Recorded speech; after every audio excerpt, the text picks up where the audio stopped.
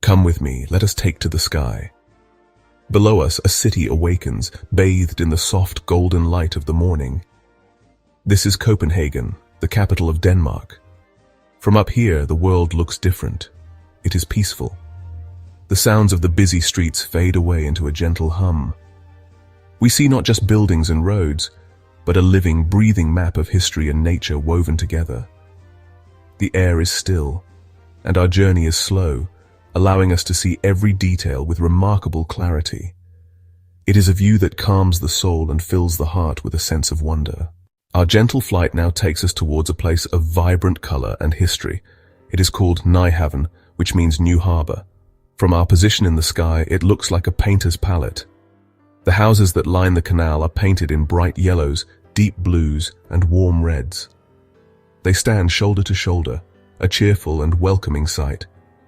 Historic wooden ships with tall masts are moored along the quay, their ropes and sails creating intricate patterns.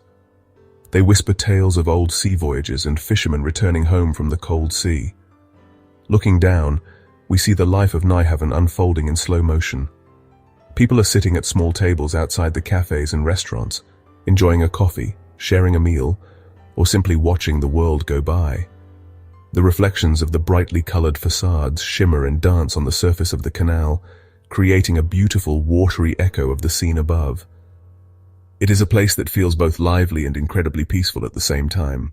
Now we drift away from the harbor and glide towards a large green space nestled right in the heart of the city. This is not just any park. It is the famous Tivoli Gardens. From our sky-high viewpoint, it appears as a magical kingdom, a world of fantasy and fun enclosed within the bustling city. We can see the winding pathways, the lush green lawns, and the vibrant flower beds. The park's lake glitters like a jewel in the sun, with small boats moving peacefully across its surface. There is a beautiful Chinese-style pagoda that seems to float on the lake, its red tiers a striking contrast against the green trees. The famous wooden roller coaster, one of the oldest in the world, snakes its way through the trees like a sleeping dragon. From above, these structures look like miniature wonders from a storybook. The movement within the gardens is gentle and happy. We see families strolling along the paths, and the gentle turning of the grand Ferris wheel is a slow, hypnotic dance against the sky. Our flight path now carries us back towards the water's edge, to a place of quiet contemplation. There, sitting on a rock by the shoreline, is a small, unassuming statue. This is the Little Mermaid, one of the most famous symbols of Copenhagen.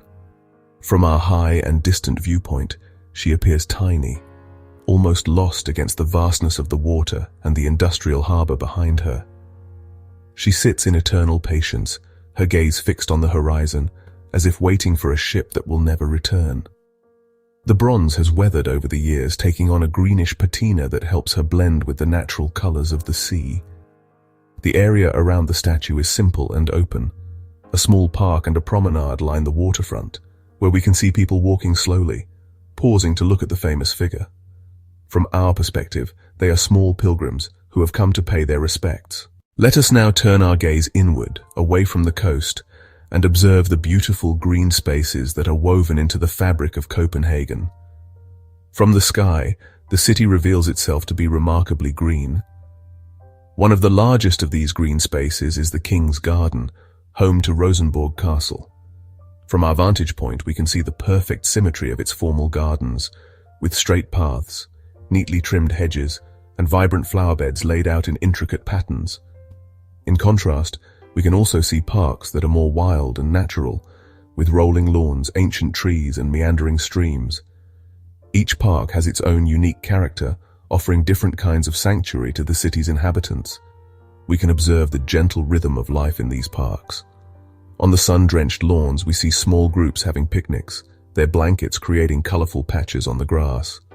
We see individuals jogging along the winding paths, and children playing in designated areas. Let us return our focus to the water, for it is the water that truly defines the landscape of Copenhagen. The city is a network of canals, lakes, and harbors, all connected to the sea. From above, these waterways look like the city's veins. Connecting the land masses are the city's many bridges. Each one has its own design and personality, We see grand, wide bridges for cars and buses, but we also see more delicate, elegant bridges designed exclusively for cyclists and pedestrians. One of the most famous is the Circle Bridge, which is not one bridge but a series of circular platforms, encouraging people to slow down and enjoy the view. From the sky, these bridges are like stitches, elegantly sewing the different parts of the city together. The movement on the water is slow and deliberate. We see the long, low shapes of the harbor buses, painted a cheerful yellow, moving steadily along their routes. Kayakers paddle with a steady rhythm, their colorful boats like water insects skimming across the surface. As we glide over the city, our eyes are drawn to the fascinating mix of buildings below. Copenhagen is a city where history and modernity stand side by side, not in conflict, but in a graceful and harmonious dance. From our aerial perspective, we can see the historic city center, with its charming centuries-old buildings and their steep copper-green roofs. The spires of old churches and palaces pierce the skyline, their intricate details a testament to the craftsmanship of the past. Next to these historic treasures, we see the bold lines and innovative shapes of modern architecture. We can see the stunning Black Diamond, the modern extension to the Royal Library, and the magnificent Opera House, sitting like a futuristic sculpture on its own island.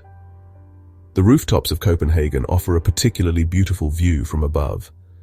It is a sea of red and orange terracotta tiles, interrupted by the green of oxidized copper on older buildings. But woven into this traditional pattern are the green roofs of modern buildings, covered in living plants. Let us now look closer at the movement on the ground.